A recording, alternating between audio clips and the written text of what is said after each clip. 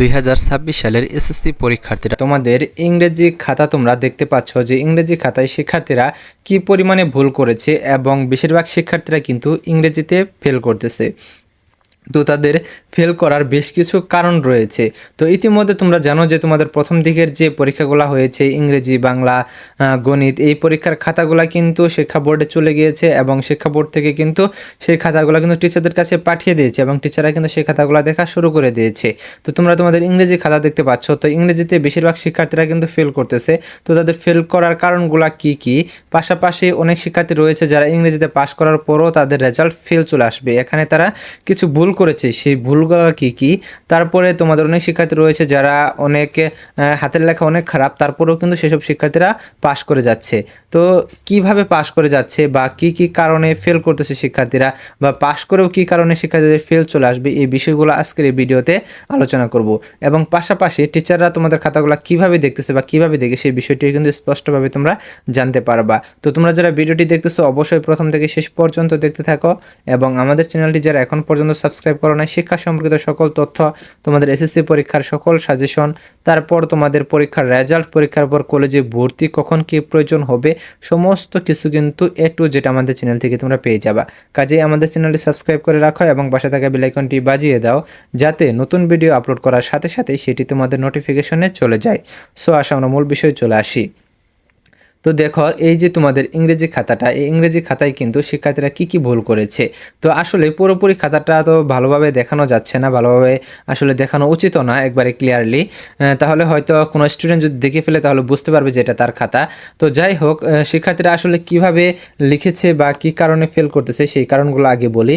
দেখো, বেশিরভাগ শিক্ষার্থীরা কিন্তু কি করেছে, এসএসসি পরীক্ষার খাতায় তারা করেছে যে প্রশ্ন যেগুলো রয়েছে, অর্থাৎ শূন্যস্থান বলো বা রিয়ারেঞ্জ বলো, যেগুলো রয়েছে প্রশ্ন যেগুলো রয়েছে সেই প্রশ্নগুলো হুবহু তারা অ্যান্সারে তুলে দিয়েছে। আবার অনেক শিক্ষার্থী কি করেছে, এরকম ভুল করেছে তো করেছে, রাইটিং অংশটা তারা লিখে নাই, যার কারণে কিন্তু তাদের রেজাল্ট কিন্তু ফেল চলে আসতেছে। এখন তোমরা যদি একটা প্রশ্নে, একটা নং প্রশ্নে যদি তোমরা শুধু প্রশ্ন তুলে দাও, উত্তর যদি না থাকে, তাহলে কিন্তু তোমাদের এটা পাস করিয়ে দেওয়ার কোনো সিস্টেম নেই, নাম্বার দেওয়ার সিস্টেম নেই। এটা তো তোমাদের সৃজনশীল প্রশ্ন না যে তোমাদের নাম্বার দেওয়া হবে। সেক্ষেত্রে শিক্ষার্থীরা যে ভুলটা করেছে সেটা হচ্ছে রাইটিং সাইড না লেখা। তো অনেক শিক্ষার্থী রয়েছে যারা রাইটিং সাইড লিখেছে, কিন্তু কি লিখেছে তারা নিজেও জানে না, আবোল তাবোল লিখেছে, তবুও তাদেরকে কিন্তু নির্দিষ্ট একটা মার্কস, কিন্তু তাদেরকে নির্দিষ্ট একটা নাম্বার কিন্তু দেওয়া হচ্ছে, যার কারণে শিক্ষার্থীরা কিন্তু, অনেক শিক্ষার্থী কিন্তু এই জন্য পাস করে যাচ্ছে। কিন্তু যারা রাইটিং সাইড লিখে নেয়, অর্থাৎ প্রত্যেকটা তোমাদের নং কিন্তু অ্যান্সার করে নেয়, যারা যারা ফুল অ্যান্সার করে নেয়, তাদের কিন্তু আসলেই বলবো যে কপালটা খারাপ, কারণ তাদের মধ্য থেকে বেশিরভাগ শিক্ষার্থীরা ফেল করে যাচ্ছে, কারণ তারা সঠিকভাবে উত্তরটাও লিখতে পারে না। আর যারা উত্তর সঠিকভাবে লিখেছে তারা তো পাস করছেই। আরেকটা বিষয় হচ্ছে যে অনেকের হাতের লেখা সুন্দর, অনেকের হাতের লেখা আবার খারাপ। তো হাতের লেখা সুন্দর এবং খারাপ এই দুইটা দিয়ে আসলেই কতটুকু নাম্বার বেশি পাওয়া যায়। হাতের লেখা সুন্দর হলে যে তুমি বেশি নাম্বার পাবা এরকম না, তুমি যদি সঠিকভাবে না লিখতে পারো তাহলে কিন্তু তোমাকে কোনোভাবে নাম্বার দেওয়া হবে না। তোমার হাতের লেখা খারাপ হওয়ার পরও তুমি যদি সঠিকটা লিখতে পারো, তারপরও কিন্তু তোমাকে একটা নাম্বার দেওয়া হবে।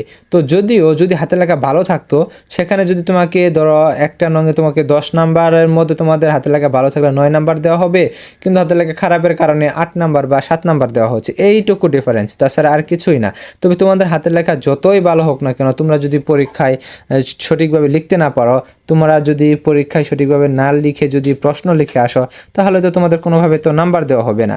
তো তোমাদের আরেকটি গুরুত্বপূর্ণ বিষয় হচ্ছে যে তোমরা অনেক শিক্ষার্থীরা কিন্তু পাস করবা, কিন্তু পাস করার পরও তোমাদের রেজাল্ট আসবে না, রেজাল্ট ফেল চলে আসবে। এটার কারণ কি? রেজাল্ট ফেল চলে আসার কারণ হচ্ছে এইটাই, শুধু তোমাদের ইংরেজি সাবজেক্টে না, অন্য সাবজেক্টগুলোতে এটা আরও বেশি হয়ে থাকে, বিশেষ করে এমসিকিউতে। তোমাদের যে সেট কোড রয়েছে, এই সেট কোডটা যদি তোমরা এমসিকিউতে সঠিকভাবে না লিখো, তাহলে সেখানে কিন্তু তোমাদের 100% ফেল চলে আসবে।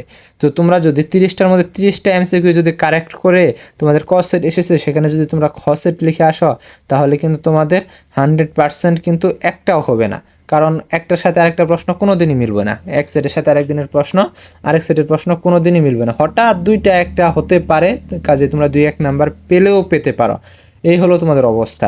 আরেকটা বিষয় হচ্ছে যে তোমাদের রেজিস্ট্রেশন নাম্বার, রোল নাম্বার, এখানে কিন্তু অনেক শিক্ষার্থীরা কিন্তু ভুল করে থাকো। এটা ইংরেজি পরীক্ষার ক্ষেত্রে বলো, গণিত পরীক্ষার ক্ষেত্রে বলো, অনেক শিক্ষার্থীরা দেখা গেছে যে রেজিস্ট্রেশনের ক্ষেত্রে উপরে বক্সে যে নাম্বারগুলো লিখতে হয় সেখানে ভুল করেছে, না হলে বৃত্ত ভরাটে গিয়ে ভুল করেছে। তো এখানে তোমরা যদি দুইটার মধ্যে একটা যদি কারেক্ট করে লিখতে পারো তাহলে কিন্তু তোমাদের রেজাল্টটা কিন্তু চলে আসবে, তোমাদের রেজাল্টটা আটকে থাকবে না, তোমাদের রেজাল্ট ফেল চলে আসবে না, এটা নিয়ে টেনশন করার কোনো কারণ নেই। কিন্তু তোমরা যদি আরেকটা ভুল যদি করে থাকো, সেটা হচ্ছে তোমরা বক্সেও ভুল করেছ এবং তোমাদের যে তোমাদের বৃত্ত ভরাট রয়েছে সেখানেও ভুল করেছ, তাহলে দেখা যাবে তোমাদের রেজাল্টটা কিন্তু আসবে না। অনেক সময় সেই রেজাল্টটা ফেল চলে আসে, আবার অনেক সময় দেখা যায় যে রেজাল্টই আসে না স্টুডেন্টদের। তো এই যে 2024 সালের এইচএসসি পরীক্ষার্থীরা যারা ছিল তাদের কিন্তু অনেক শিক্ষার্থীর রেজাল্ট আসে নাই।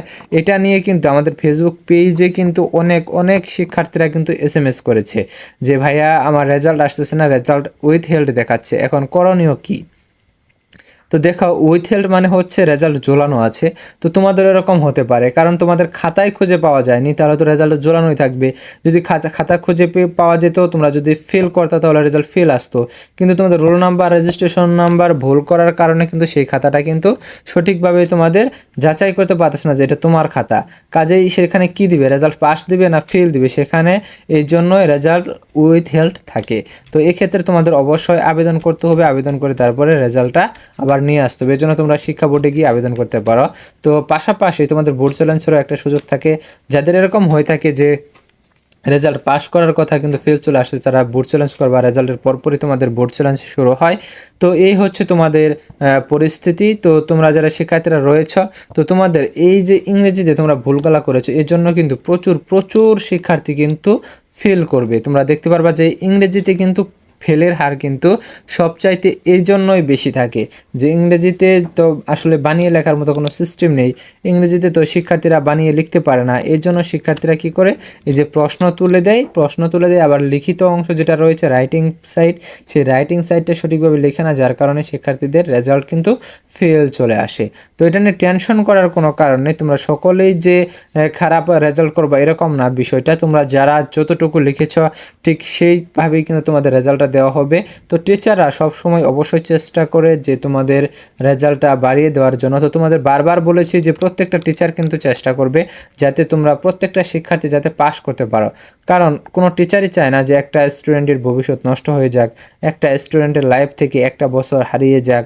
তো একটা স্টুডেন্টের লাইফ থেকে একটা বছর হারিয়ে গেলে সেটা তার জীবনে কতটুকু প্রভাব ফেলে বা ফেলতে পারে সেটা একজন টিচার খুব ভালোভাবেই জানে।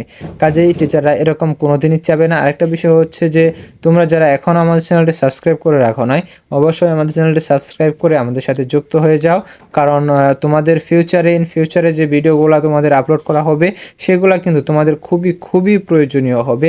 এবং পাশাপাশি তোমাদের এইচএসসি আইসিটি তোমরা ফ্রি ক্লাস কিন্তু আমাদের চ্যানেল থেকে কিন্তু পেয়ে যাবে, তোমাদের অন্য কোথাও প্রাইভেট পড়তে হবে না। তো পেইড ক্লাসের ব্যবস্থাও থাকবে, যদি তোমরা করতে চাও তো তোমাদের ফ্রি ক্লাস কিন্তু অবশ্যই থাকবে। সেক্ষেত্রে তোমাদের অন্য কোথাও কিন্তু টিউশনই করতে হবে না, অন্য কোথাও প্রাইভেট পড়তে হবে না, তোমরা নিজেরাই কিন্তু 3 থেকে 4 মাস পরেই কিন্তু তোমরা আইসিটি পড়াতে পারবে। এরকম করে কিন্তু আসলে তোমাদের দেখিয়ে দিব, তোমরা যদি সঠিকভাবে ক্লাস করো এবং বুঝতে পারো। ধন্যবাদ সকলকে পুরো ভিডিওটি দেখার জন্য।